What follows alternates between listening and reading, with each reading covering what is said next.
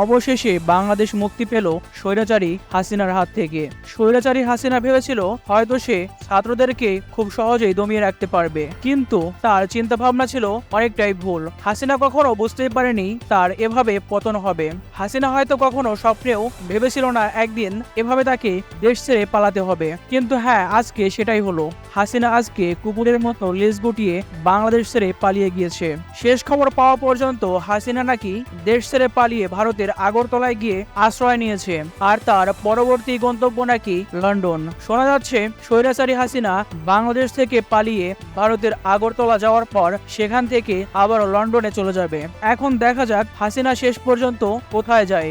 যদি হাসিনা ভারতে থাকে তাহলে হয়তো সে কিছুটা নিরাপদেই থাকবে, কিন্তু যদি হাসিনা লন্ডনে পৌঁছে যায় তাহলে সে কি সেখানে নিরাপদে থাকতে পারবে? কারণ লন্ডনে রয়েছে বাংলাদেশের অনেক মানুষজন। লন্ডনে বসবাসকারী বাংলাদেশিরা হয়তো এই আশা করবেন যে হাসিনা লন্ডনে পা দেওয়ার সাথে সাথেই তাকে একটা শিক্ষা দেওয়ার।